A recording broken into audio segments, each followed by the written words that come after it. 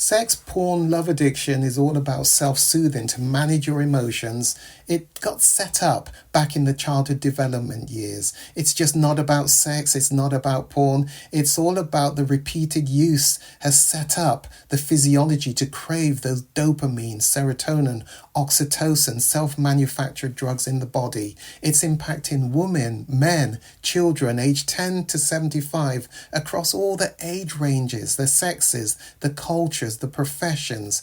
It increased exponentially during COVID lockdown and impacting so many lives. The Kairos Centre has created the first online comprehensive sex, porn, love addiction. It's a video on demand recovery program which you can access from anywhere in the world and begin to see identifiable changes just within 6 weeks of beginning this weekly program. Kairos means your appointed time. Isn't it your time to reclaim your life? Bring colour back to life without shame. Click the link below and begin your journey. You owe it to yourself and to others.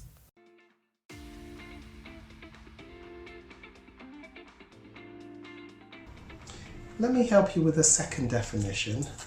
This one is very academic, this definition, but it works for some people and they begin to better understand narcissism and can identify with it. So let me give you definition 2.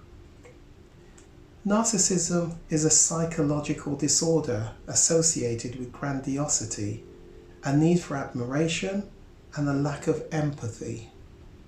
Let me just stop there actually, and let me just talk about that.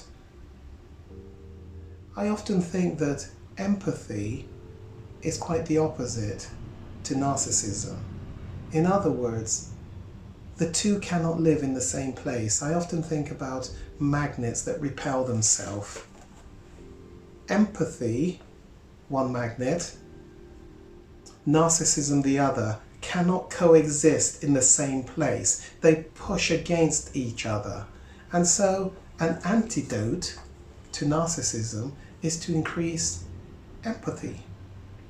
With that in mind, you could do something really helpful by watching a YouTube video, again by that person, Brené Brown, B-R-E-N-E, and you'll see a video that she has put there with lots of hits about empathy. It's a cartoon, maybe about 7-8 minutes long.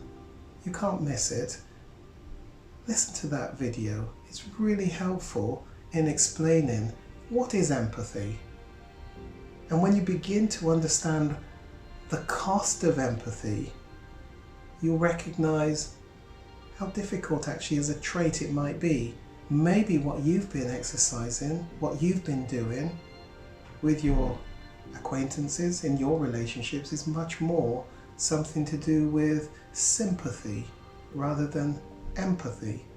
Understand empathy really well, because if you can go after it, you're likely to see narcissistic behaviors recede. So let's pick up on our definition then. Narcissistic traits tend to run on a continuum. A higher psychologically functioning narcissist is often successful and charming, but may have intimacy problems in relationships.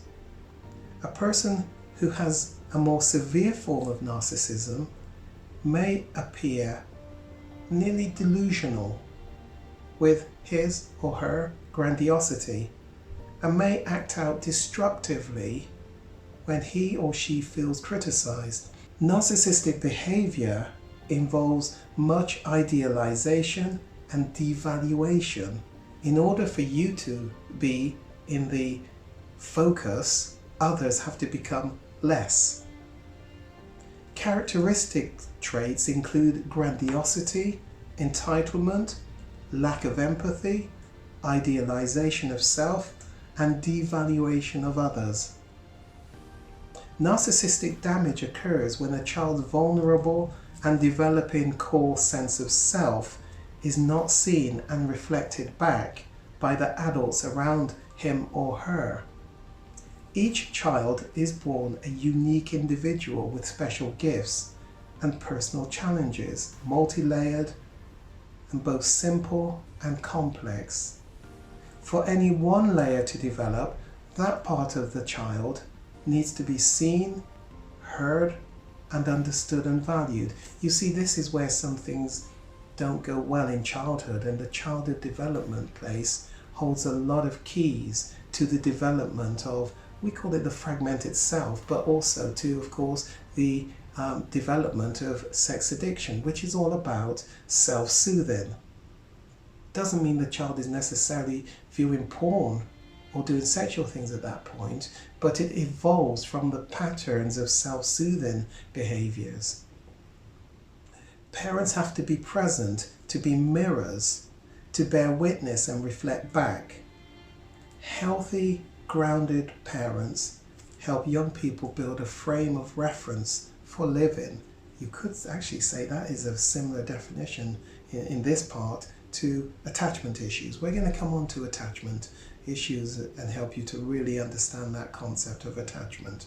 Continuing with this definition though, when a parent's own woundedness and unmet needs override their ability to be present to a child, or a parent's undeveloped parts of themselves renders them unable to respond to a child's vulnerable and authentic needs, the child's core sense of self can be lost, fragmented, or undeveloped. The loss, fragmentation, and undeveloped and lost child enters a cold, cruel world, ill-equipped to relate, to define fulfillment from the inside out, and connect with the spirit of life. When our primal wiring meets the world we live in today, characterized by disconnection at personal, family, and social levels, we experience a helplessness and aloneness that is beyond what we are biologically prepared to embrace. Narcissistic wounding is sometimes referred to as the emptiness wound. That definition is very academic. Sometimes I read it for some clients, but I give them the sheet with it on.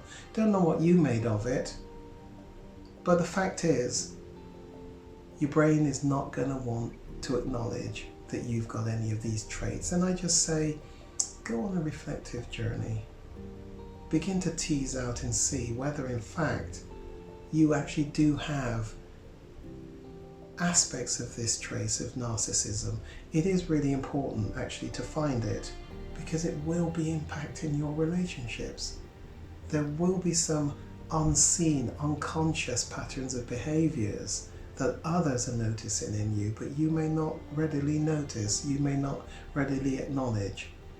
In any event, even if you want to avoid any such label of narcissistic behaviors, definitely you'd want to go after the antidote, which is increase your ability to do empathy at a deep level. Empathy is really costly, because there's something about, in order to really do empathy, I have to take my shoes off and step into your shoes in order to see the situation from your vantage point. That feels quite scary. Not all of us will want to look at life from somebody else's vantage point, particularly where they're going through some really difficult stuff. We would have to invest our emotions into where they are at in order to really do empathy. That really can feel very scary for some people. And so you're going to see the battle which you're going to engage in when you try and do more empathy in order to cause narcissistic behaviors to recede and get behind you.